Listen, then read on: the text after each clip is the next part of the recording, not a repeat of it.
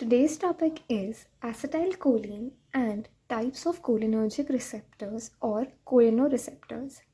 Okay, so what is acetylcholine?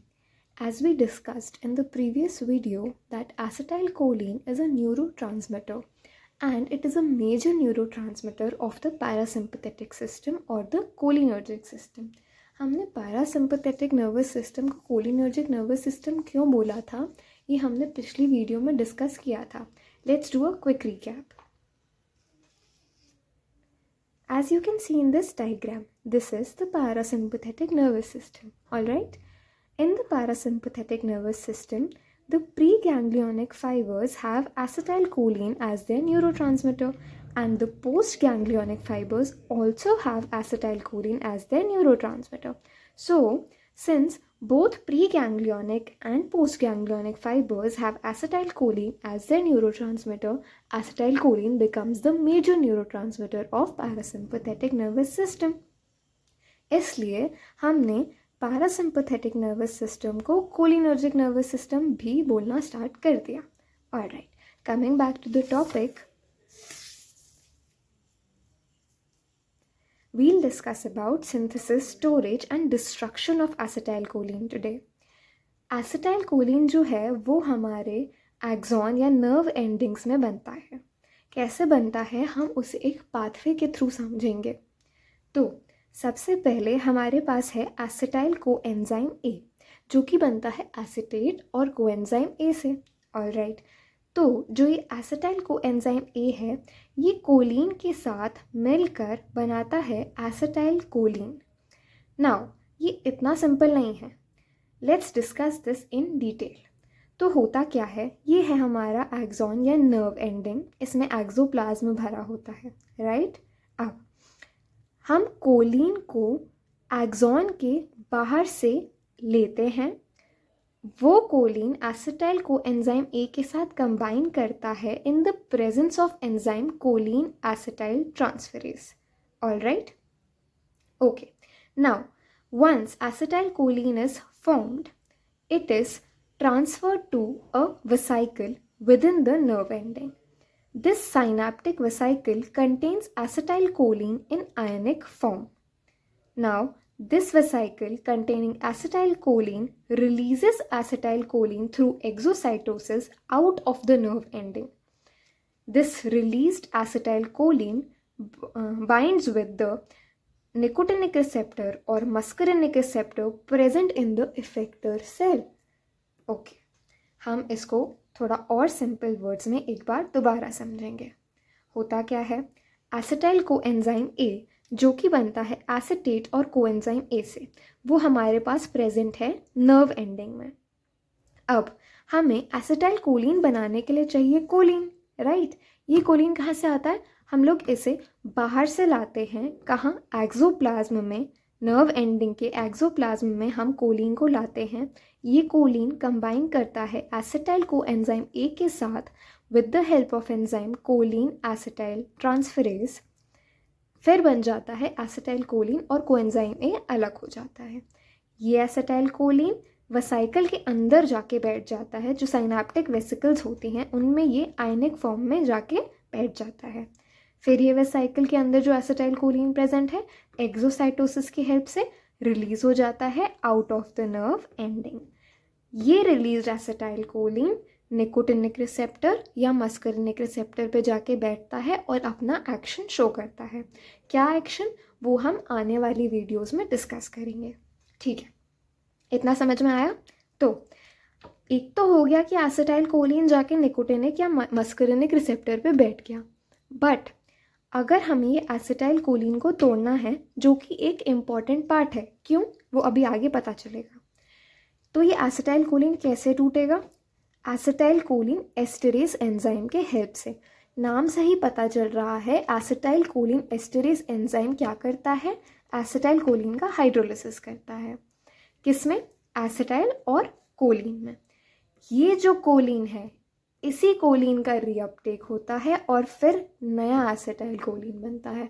अब समझ में आया क्यों एसिटाइल कोलिन का ब्रेकडाउन इंपॉर्टेंट है, ताकि हमें फ्रेश कोलिन मिले और उससे उसके रीअपटेक से हमें दोबारा एसिटाइल कोलिन मिले.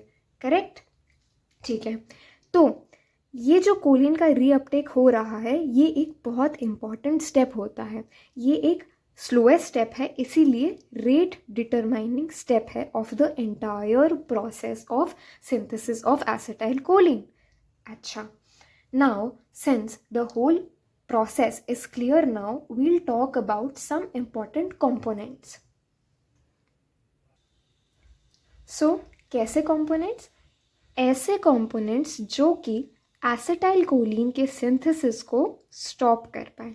कैसे? Let's understand that. फर्स्ट, यहाँ पे मैंने जो 1 मार्क किया ये डिनोट कर रहा है कि कौन से स्टेप पे कौन सा कंपोनेंट एक्ट करेगा और वो क्या करेगा. तो ये जो स्टेप हम देख रहे हैं जो कि है रीअपटेक ऑफ कोलिन, यहाँ पे अगर हम हेमिकोलिनियम इंट्रोड्यूस कर दें तो वो क्या करेगा, कोलिन का अपटेक नहीं होने देगा. कोलिन का अपटेक नहीं होगा तो एसिटाइल कोलिन नहीं बनेगा, एसिटाइल कोलिन नहीं बनेगा तो उसका अमाउंट डिप्लीट हो जाएगा. So hemicholinium what does it do, blocks choline uptake and depletes acetyl choline. First step हमने ये फर्स्ट कंपोनेंट पढ़ लिया. अब अच्छा चलो, मान लिया कि कोलिन का अपटेक तो हो गया, तो अब हम ये तो नहीं कर सकते हमें, लेकिन अभी भी एसिटाइल कोलिन को बनने से रोकना है. तो क्या करेंगे, वेरी नेक्स्ट जो स्टेप था उसे रोक दो. क्या था वो नेक्स्ट स्टेप, एसिटाइल कोलिन का वेसाइकल में जाना. Let's stop that. How will we stop that, with the help of vesamicol which is introduced at this step 2. Okay, vesamicol क्या करता है, तो होता क्या है, एसिटाइल कोलिन को वेसाइकल में जाने के लिए एक ट्रांसपोर्टर का हेल्प चाहिए होता है. उस ट्रांसपोर्टर का नाम होता है वैट. वैट को अगर हम लोग ब्लॉक कर दें तो एसिटाइल कोलिन वेसाइकल में जा ही नहीं पाएगा. एसिटाइल कोलिन अगर वेसाइकल में नहीं जाएगा तो फिर वो वेसाइकल का एक्सोसाइटोसिस नहीं होगा, वो रिलीज नहीं हो पाएगा and the whole thing will be stopped. Okay, तो या तो अपटेक को रोक दो हेमिकोलिनियम की मदद से, या वेसाइकल में जाने से रोक दो वेसामिकोल की मदद से. ठीक है, अच्छा, अब अगर वो वेसाइकल में भी चला गया, मान लो अपटेक हो गया, एसिटाइल कोलिन बन गया, वेसाइकल में भी चला गया, लेकिन we are still stuck on the fact कि नहीं हमें तो एसिटाइल कोलिन को बनने से रोकना है, तो क्या कर सकते हैं. तो अब हम क्या करेंगे, हम इस बने हुए एसिटाइल कोलिन को रिलीज होने से रोकेंगे. कैसे, with the help of the third component that is botulinum toxin. Botulinum toxin क्या करेगा, एसिटाइल कोलिन के रिलीज को इनहिबिट करेगा. Once the release of acetyl choline is inhibited there will be loss of cholinergic transmission. Cholinergic transmission कौन करा रहा था, neurotransmitter. कौन सा neurotransmitter, acetyl choline. Acetyl choline release ही नहीं हुआ तो कोलिनर्जिक ट्रांसमिशन ही नहीं होगा. कोलिनर्जिक ट्रांसमिशन नहीं होगा तो we won't be able to see all the cholinergic actions. Alright, तो क्या हुआ, एक तो हमने रीअपटेक को रोका हेमिकोलिनियम की मदद से, दूसरा हमने वेसाइकल में जाने से रोका वेसामिकोल की मदद से, तीसरा हमने रिलीज को रोका बोट्यूलिनम टॉक्सिन की मदद से. चलो मान लो तीनों में से हम कुछ भी नहीं कर पाए.